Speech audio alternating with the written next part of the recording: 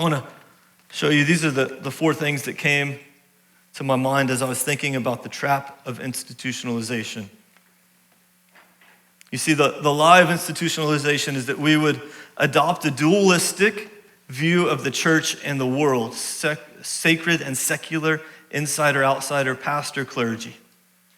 Are you with me?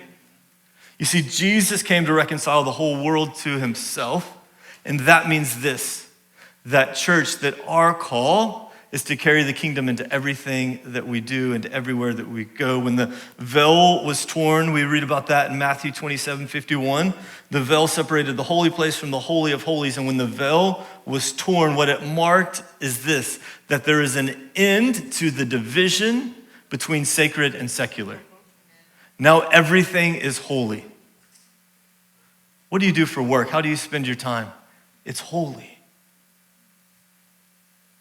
It's holy, and it is ministry to God, and it is ministry to people. It doesn't matter what you do. It's sacred, and it's holy. And the truth is that you and I are called to be kings and priests.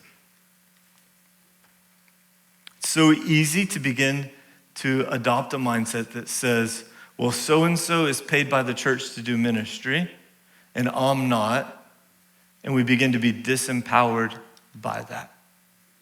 You know, we have an incredible staff, but I regularly tell our team, our role is not to do ministry.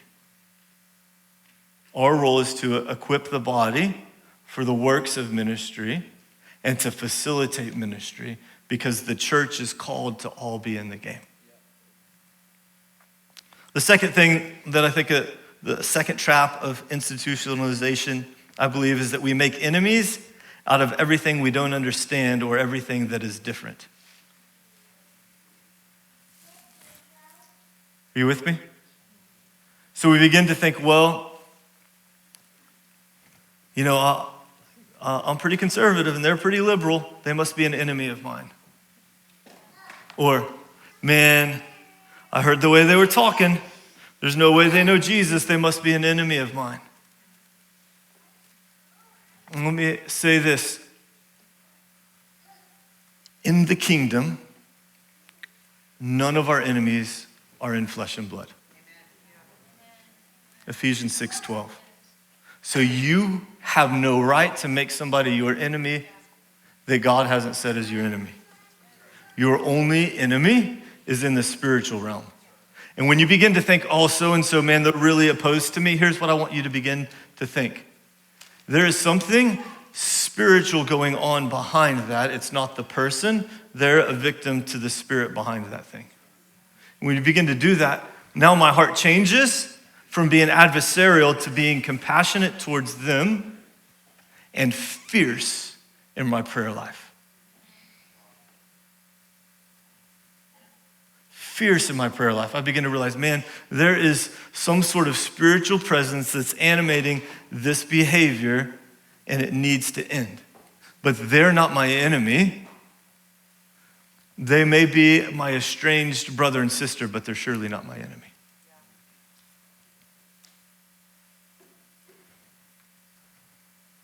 Was this to adopt a view of the end times? Oh, we got 5 now. Here we go. I'm going to read this one. This is the most current one. Embrace a view of the present day and the end times that is hopeless with a weak church and a powerless gospel. The enemy would love for you to do that. That we would then retreat into our own subcultural safe spaces of seclusion with the mindset that the world doesn't want what I have, but if they did, they'd come to us. Let's go back to number 3.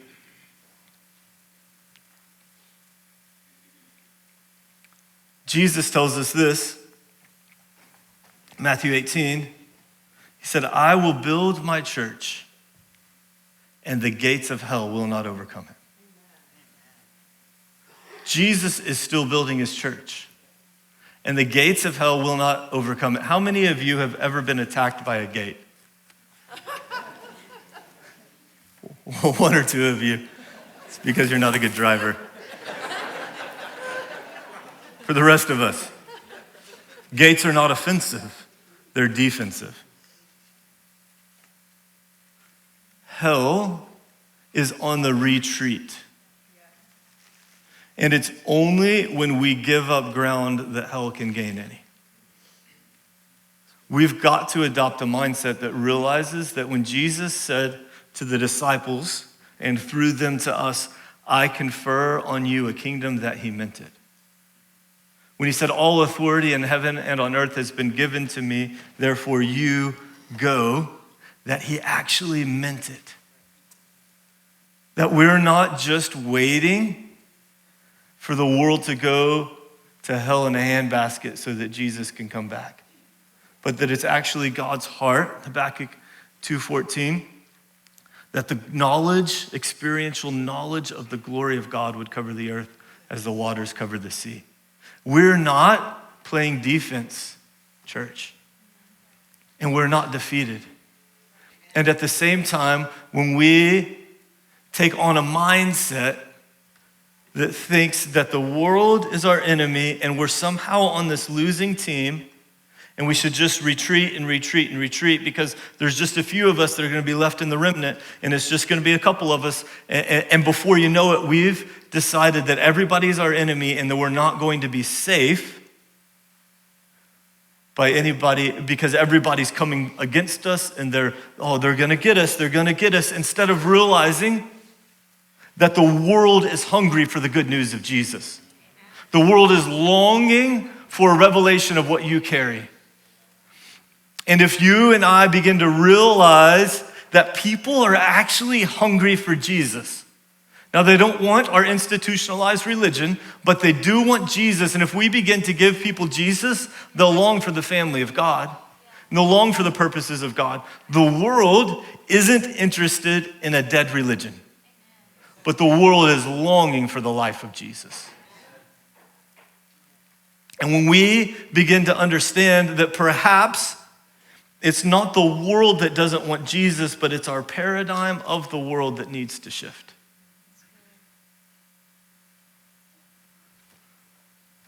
For years, one of my favorite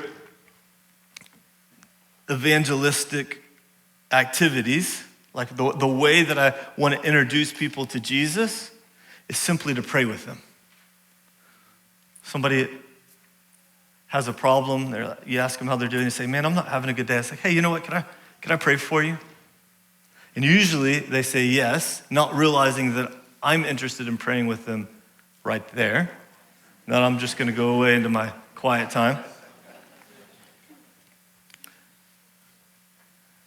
I would say 50% of the time when I pray with somebody on the spot, they begin to weep because they encounter the presence of God and the love of Jesus through me.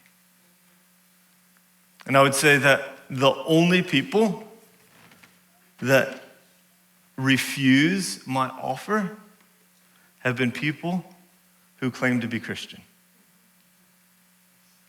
Isn't that interesting?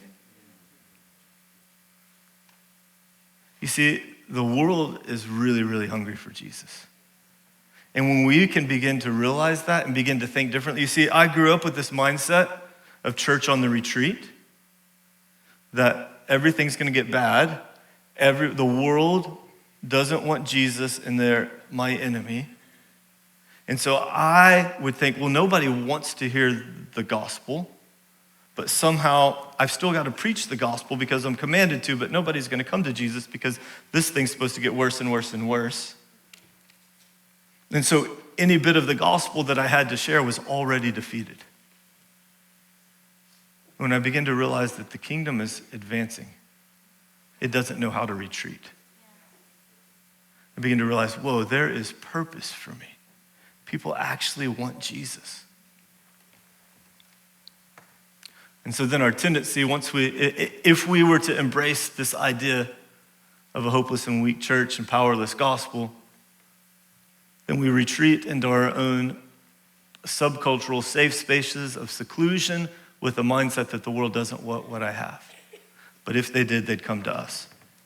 I'm all for you inviting people to church. I think that's totally fine. It's a good practice. People need to experience the family of God. But I'm more interested in us going to the world. I'm more interested in being a people that are equipped and launched out into the purposes of God. And I really think that the world wants what we have if we don't give them religion. And it's interesting, the Great Commission was not build it and they will come. The Great Commission is go. And it's interesting, the word go, if you were to study it in the original language, it's go and as you go. So some people will think, oh, go and I'll be on mission. Once I go and I'm overseas, then I can be gone. But that's actually not the right approach to what Jesus was saying. He's saying go and as you go, so everywhere you go. When you go to work, when you go to the grocery store, when you take your kids to sports or to school or to dance or whatever it is, you're on mission.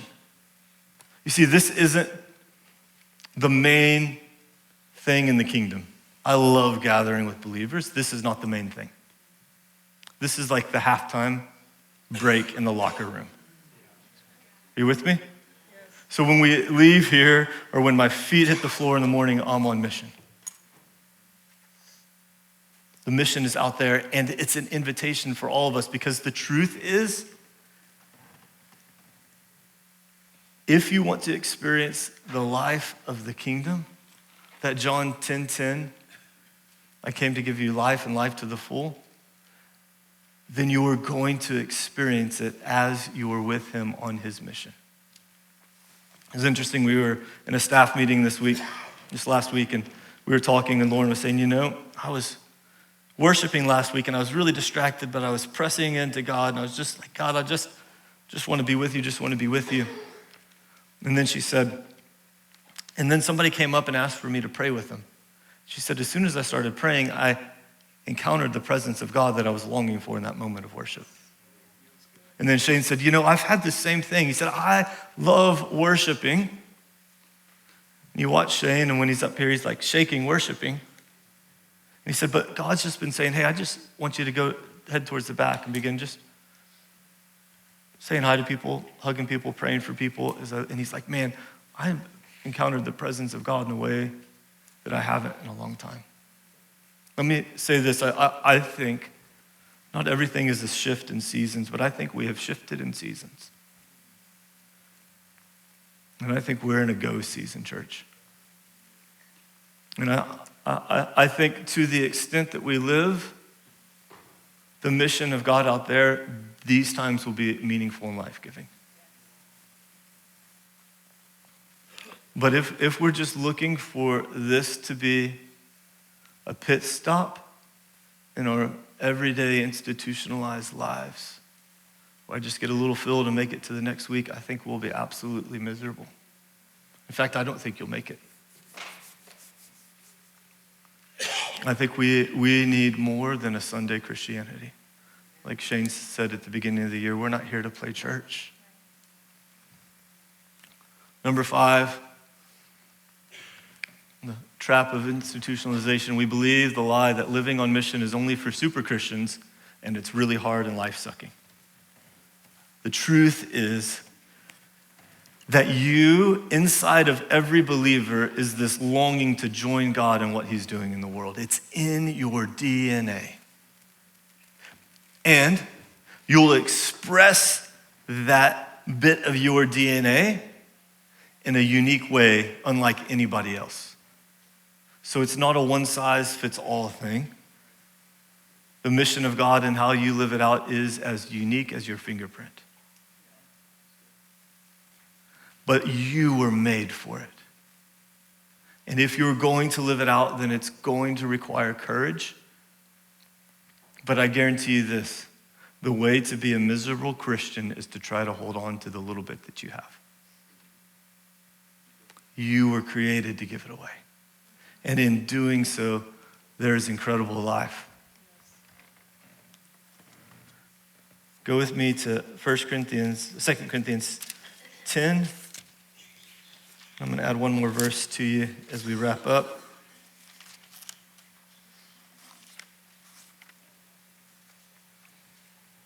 How many of you know that sometimes there are revelatory nuggets hidden within verses that seem to be talking about something totally different? So in verse 13 of 2 Corinthians 10, it says, "We, however, will not boast beyond our proper limits, but we will confine our boasting to the sphere of service God himself has assigned to us, a sphere that also includes you." So Paul's having a whole different conversation about what I want to point out, but there's like this idea of the sphere of service. And I just want to unpack that because I think there's a key in this to us being activated into the mission of God. That word sphere of service is this word that sounds like it belongs in Transformers, called metron. Say metron. And metron means your allotted boundaries or your assigned place. And what Paul's saying is, hey, I'm living in the assigned boundaries that God has given me. Here's what I'd like for you to begin to think through, is that you have an assigned place that God has called you to. And we see this with Adam and Eve in the very beginning. With Adam and Eve, they were given the garden as their assigned place. And from that place, them being created in the image of God, they were supposed to extend the boundaries of the garden so that it would cover the earth. And so God's command to them is to be fruitful and multiply. You see, it's actually in God's design for us that we would multiply and then that they would fill the earth and subdue it. That word subdue is another word called dominion. And dominion is from the word domain. You have a domain that God has assigned to you. And it's crucial that you begin to understand what that domain is. One of the things that I've recognized is that one of the domains assigned to me, and it's probably similar to you, is my own home. That's my domain, yeah? And I realized this last few weeks, I'd been having trouble sleeping and having some bad dreams. Anybody had bad dreams? And I realized that I wasn't stewarding my domain the way that God would have me to. And so I just began to, in my own priestly authority, you have priestly authority too, I began to just pray for my whole house and for my sleep and my family's sleep every night. And it shifted. Why? Because I had a metron, a domain, a sphere of influence that I was called to bring the kingdom into. And as I bring the kingdom into it, darkness has no place. You have a metron, and it's not just in your house. You have a metron in the place that you're employed or in the place that you own. You have a metron wherever you have influence. And when you and I begin to realize, hey, I've got priestly responsibility in this place, then we'll start to see the kingdom of God advance in the places that God has assigned us to. What you'll see about Paul is that Paul followed the Spirit of God into all of these different towns and places. Why? Because he was paying attention to the metron, the sphere of influence that God had given him. He tries to go to one place and he gets blocked by an angel. Why? Because he knew that God said go, and he said, I'm gonna go because God called me to go, and yet he had overstepped and God just wouldn't let him step into that place. But everywhere that Paul went, he began to take ownership of the places that he was in. And church, if we just begin to, if we wanna see Central Texas one to Jesus, the starting place is in our prayer life.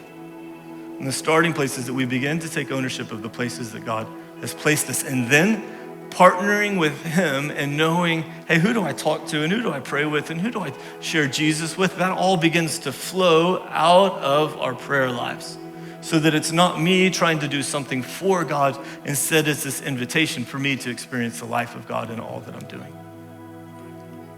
There's this interesting story that everybody, I think, most people are familiar with. The disciples are in the boat, and Jesus comes walking by. And as Jesus is walking by, they're terrified because they think it's a ghost. And then they realize, hey, maybe that's Jesus. And so then Peter says, hey, Jesus, if that's really you, then call me to come out onto the water and we'll walk with you. Peter takes what I believe to be one of the most courageous steps in human history.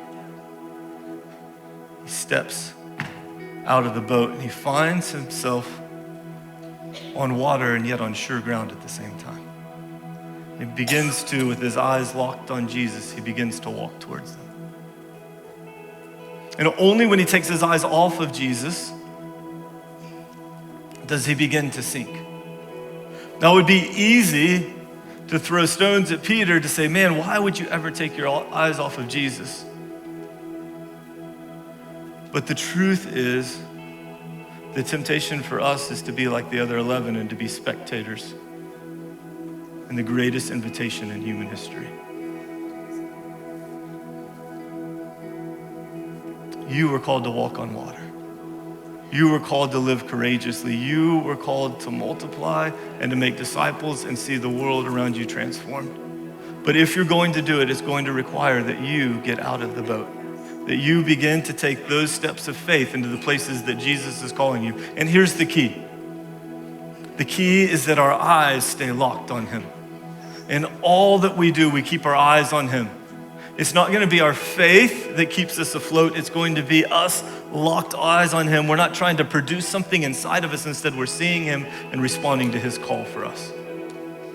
So it's not try harder or attempt to be more spiritual. It's just continue to keep your eyes fixed on Jesus. When you go to work, keep your eyes fixed on Jesus. When you go to school, keep your eyes fixed on Jesus. It's not work. It's full of life. It's full of joy. Would you stand with me? Jesus, I thank you that you are birthing something inside of us.